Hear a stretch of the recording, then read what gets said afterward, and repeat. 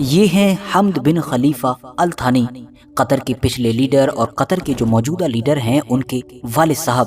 ابھی ایک دو دن ہی گزرے ہوں گے کہ جب ان کا انتقال ہوا ہے، مگر جیسے ہی ان کی موت ہوئی ہے تب سے ہی لگاتار یہ نوٹس کیا گیا کہ میڈیا اور سوشل میڈیا کے اوپر کوئی تو ان کو مسلم دنیا کا سب سے بڑا ہیرو بنانے پر تلا ہوا ہے، تو کچھ لوگ ہیں کہ جو ان کو ولن ثابت کر رہے ہیں، جبکہ وہ ایک چیز آپ کو کوئی بھی نہیں بتا رہا ہے کہ جس پر پوری دنیا ایگری کرتی ہے،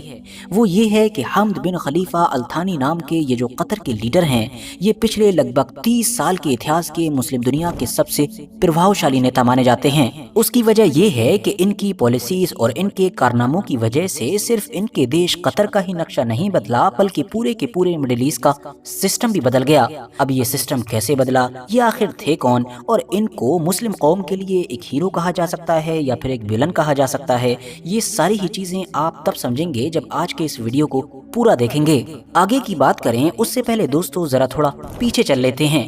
آج قطر پر راج کرنے والا یہ جو خاندان ہے کہ جس کو آل ثانی یا پھر التھانی کہا جاتا ہے، اتہاسک طور پر دیکھیں تو اس کا کنیکشن عرب کے ایک بہت ہی پرانے اور بڑے قبیلے سے جا کر جڑ جاتا ہے، وہ قبیلہ کہ جس کو بنو تمیم کے نام سے جانا جاتا تھا اور جس کے بارے میں باقاعدہ نبی اکرم صلی اللہ تعالی علیہ وسلم کی حدیث موجود ہے۔ ان کے بارے میں ایک مشہور حدیث کہ جو بخاری کے اندر موجود ہے اور حضرت ابو ہریرہ سے روایت ہے، وہ کچھ اس طرح سے ہے کہ وہ کہتے ہیں کہ میں بنو تمیم سے اس وقت سے محبت کرتا ہوں جب سے میں نے پیغمبر حضرت محمد صلی اللہ تعالی علیہ وسلم سے بنو تمیم کے بارے میں 3 باتیں سنی ہیں۔ پہلی بات تو یہ کہ نبی علیہ السلام نے فرمایا کہ یہ لوگ مطلب کہ بنو تمیم میری امت میں دجال کے خلاف سب سے زیادہ سخت اور مضبوط ہوں گے، اور دوسرا یہ کہ جب ان لوگوں کی زکوٰۃ آئی تو نبی علیہ السلام نے فرمایا کہ یہ ہماری قوم کی زکوٰۃ ہے، اور تیسرا یہ کہ حضرت عائشہ صدیقہ رضی اللہ تعالیٰ عنہا کے پاس اسی قبیلے کی مطلب کہ بنو تمیم کی ایک لونڈی ہوا کرتی تھی، تو نبی علیہ السلام نے فرمایا کہ اس کو آزاد کر دو کیونکہ یہ لوگ حضرت اسماعیل علیہ السلام کی اولاد ہیں۔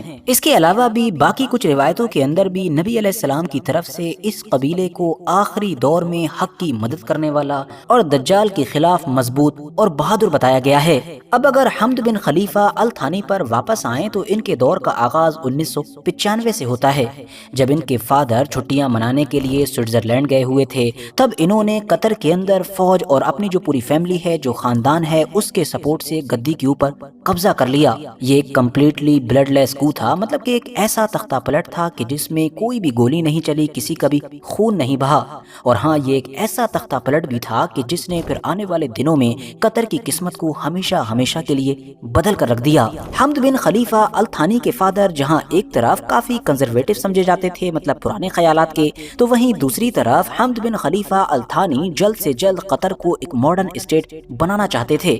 قطر کے بارے میں ایک اہم بات یہ بھی تھی کہ آس پاس کے باقی عرب دیشوں کی طرح اس کے پاس کچھ خاص تیل موجود نہیں تھا، مگر ہاں ایک چیز ضرور موجود تھی جس کا نام گیس تھا، اور اس کی قطر کے پاس کوئی کمی نہیں تھی۔ بس حمد بن خلیفہ التھانی نے اسی گیس کا سہارا لیتے ہوئے اپنے سب سے بڑے مشن کو کمپلیٹ کرنے کا فیصلہ کیا، مطلب قطر کو دنیا کے سب سے ماڈرن، سب سے امیر اور سب سے اثردار دیشوں میں سے ایک بنانے کا مشن۔ اس مشن میں ان کے سامنے شروعاتی دنوں میں ہی جو سب سے پہلی اور بڑی رکاوٹ آئی وہ کوئی اور نہیں بلکہ پڑوسی بڑا دیش سعودی عربیہ تھا۔ بات یہ تھی کہ ابھی تک یہ جتنے بھی آس پاس کے چھوٹے چھوٹے دیش تھے، مطلب کہ قطر، کویت، بحرین، UAE، یہ سبھی سعودی عربیہ کو اپنا بڑا بھائی مانا کرتے تھے، اور بڑا بھائی مانتے ہوئے اپنی سیکورٹی کے لیے بھی اسی پر ہی ڈیپینڈ رہا کرتے تھے۔ مگر حمد بن خلیفہ التھانی کہ جن کا نظریہ پرانے تمام حکمرانوں سے بالکل الگ تھا، انہوں نے سب سے پہلے اسی چیز کو بدلنے کا فیصلہ کیا، مطلب اپنی سیکورٹی کو خود بلڈ کرنے کا فیصلہ کیا۔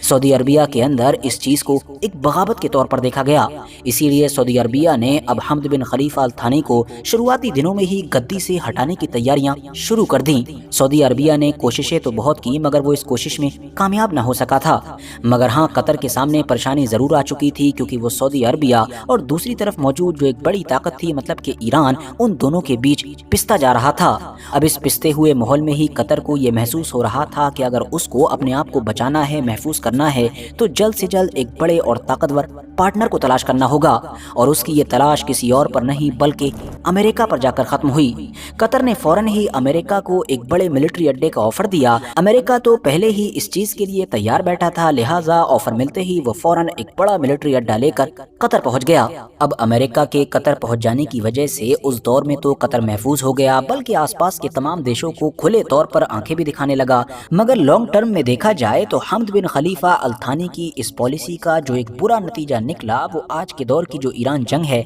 उसके अंदर क्लियरली नजर आता है। इसके बाद वो हमद बिन खलीफा अल थानी ही थे कि जिन्होंने अल जजीरा नाम के मीडिया हाउस की बुनियाद रखी। जी हाँ, वही अल जजीरा के जो आज की डेट में दुनिया के सबसे बड़े मीडिया हाउसेज में गिना जाता है, बल्कि वेस्टर्न मीडिया के जिसके ऊपर हमेशा से ही एक तरफा नैरेटिव चलाने का इल्जाम लगता आया है, अल जजीरा को उसके मद्दे मुकाबिल में भी रखा जाता है। और तो और 2023 से लेकर 2025 और 26 तक गाजा, लेबनान और ईरान के अंदर जो कुछ भी होता रहा, इन तमाम चीजों में दुनिया के अंदर अल जजीरा ने ही सबसे अहम किरदार अदा किया। यही कतर के वो हुक्मरान भी थे कि जिन्होंने फिर कतर एयरबेस को भी खूब बढ़ावा दिया, इतना बढ़ावा दिया कि आज की डेट में जैसा कि हम सभी जानते हैं कि कतर एयरबेस दुनिया की सबसे जबरदस्त एयरलाइंस में गिनी जाती है। और हाँ, यहाँ पर 2022 के फीफा वर्ल्ड कप को कैसे भूला जा सकता है, उसको भी कतर के अंदर लाने वाले कोई और नहीं बल्कि यही हमद बिन खलीफा अल थानी थे। वही वाला फीफा वर्ल्ड कप कि जो आज तक अपनी यूनिकनेस की वजह से याद रखा जाता है। उस फीफा वर्ल्ड कप के अंदर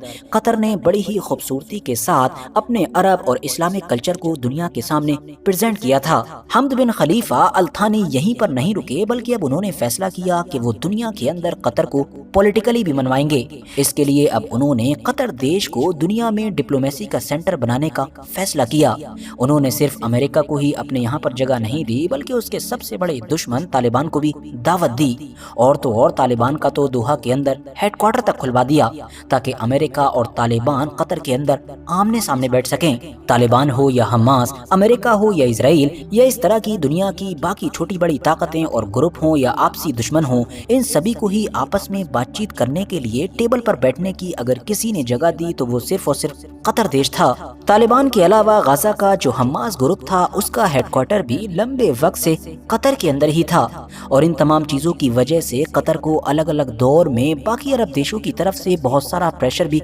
झेलना पड़ा, बल्कि इन देशों ने तो कतर के ऊपर कई बार बड़े बड़े एक्शन तक लिए। उसकी वजह ये थी कि 2011 में जब अरब दुनिया के अंदर अरब स्प्रिंग हुआ, अलग अलग देशों में बड़े बड़े मूवमेंट्स खड़े होने लगे कि जो इन पुरानी और खानदानी हुकूमतों के खिलाफ खड़े हो रहे थे। तो इन हुकूमतों की तरफ से ये इल्जाम लगाया गया कि इन तमाम मूवमेंट्स को और खास तौर से मुस्लिम ब्रदरहुड नाम की उस आइडियोलॉजी को कतर सपोर्ट कर रहा है कि जिस आइडियोलॉजी की वजह से पूरी मुस्लिम दुनिया के अंदर ये नए नए मूवमेंट्स शुरू हो रहे हैं। आप में से शायद बहुत सारे लोगों को ये जानकर हैरानी होगी कि गाजा के अंदर आम लोगों के बीच में अगर गाजा के बाहर का मुस्लिम दुनिया का कोई लीडर सबसे ज्यादा पॉपुलर है, सबसे ज्यादा चहीता है, तो वो कोई और नहीं बल्कि यही हमद बिन खलीफा अल थानी है। उसकी वजह ये है कि गाजा के आम लोगों की जितनी ज्यादा मदद हमद बिन खलीफा अल थानी ने की है, उतनी मदद शायद ही किसी ने की हो। और ऊपर से ये कि ये सारी मदद उस दौर से ही की जा रही है कि जिस दौर में गाजा के लिए बाकी अरब दुनिया ने अपने दरवाजे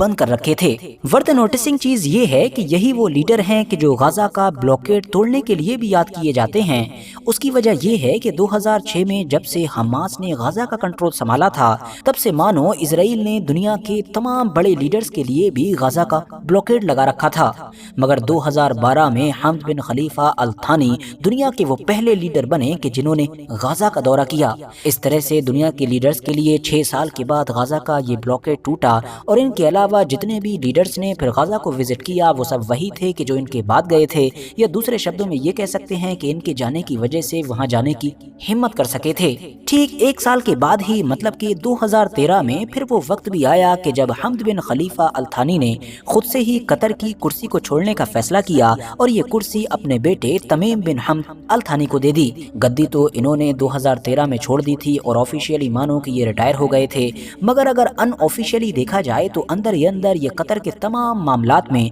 अपनी मौत तक यानी कि 2026 तक काम करते रहे थे। कतर के हर छोटे बड़े फैसले में इनकी परछाई जरूर नजर आती थी। 1 जनवरी 1952 को पैदा होने वाले इस मशहूर लीडर ने 12 जुलाई 2026 को जब आखिरी सांस ली तो इनकी उम्र लगभग 74 साल हो चुकी थी। अगर इनकी बीवियों और बच्चों की बात करें तो इनकी 3 बीवियां थी और उनसे इनके 24 बच्चे थे। इनमें से 13 बेटियां और 11 बेटे, और इन्हीं 11 बेटों में से एक बेटे तमीम बिन हमद अल थानी के जो आज के दौर में कतर को लीड कर रहे हैं। दोस्तों, हमद बिन खलीफा अल थानी कतर के कोई पहले लीडर नहीं थे और न ही आखिरी लीडर थे, मगर हाँ, इस बात में कोई शक नहीं है कि आज हमको ये जो कतर नजर आता है, इस नए कतर को तो पूरी तरीके से अगर किसी ने बनाया है तो वो सिर्फ और सिर्फ हमद बिन खलीफा अल थानी ही थे। और अब तक की ये वीडियो देखकर आप ये समझ भी चुके होंगे कि आखिर हमने शुरू में ये क्यों कहा था कि ये पिछले लगभग 30-40 साल के मुस्लिम वर्ल्ड के सबसे प्रभावशाली नेताओं में से एक हैं। ये एक ऐसे लीडर हैं कि जिन्होंने अपने दौर में बहुत कुछ अचीव किया। इन्होंने कतर को पूरी तरीके से ट्रांसफॉर्म किया और इसी ट्रांसफॉर्मेशन के पीरियड में ही इन्होंने दुनिया को अल जजीरा दिया, कतर एयरबेस दी, इसके अलावा एक यूनिक फीफा वर्ल्ड कप दिया, और तो और दुनिया के कमजोर और कुचले हुए लोगों की मदद की कि जिनकी मदद करने को कोई भी तैयार नहीं था। दुनिया की ऐसी बहुत सारी ऑर्गेनाइजेशंस को प्लेटफॉर्म दिया कि जिनको कोई प्लेटफॉर्म नहीं दे रहा था, और उनको प्लेटफॉर्म देने की वजह से ही फिर बातचीत के जरिए से दुनिया में पीस भी कायम हो सकी। मगर दूसरी तरफ इन्होंने अपने दौर के बिल्कुल शुरुआती दिनों में ही ये जो अमेरिका को मिलिट्री बेस दिया था, मिलिट्री अड्डा दिया था, ये एक ऐसा फैसला था कि जिसको लेकर शायद आखिरी दिनों में ये खुद भी कंफ्यूज नजर आए होंगे। बाकी मुस्लिम दुनिया के आम लोगों में इनके इस पुराने फैसले को लेकर क्या राय या क्या नाराजगी पाई जाती है वो तो हमको क्लियरली नजर ही आती है। तो दोस्तों, ये थी कतर के पिछले हुक्मरान हमद बिन खलीफा अल थानी की कहानी। वो हमद बिन खलीफा अल थानी के जिन्होंने 12 जुलाई 2026 के दिन हमारी इस दुनिया को अलविदा कहा है। वीडियो अगर इन्फॉर्मेटिव लगी हो तो लाइक करें, दोस्तों के साथ शेयर करें, और ऐसी ही नॉलेजेबल और हिस्टोरिकल वीडियोस हमेशा देखने के लिए हमारे इस चैनल को सब्सक्राइब करने के साथ साथ बेल आइकन को जरूर प्रेस करें।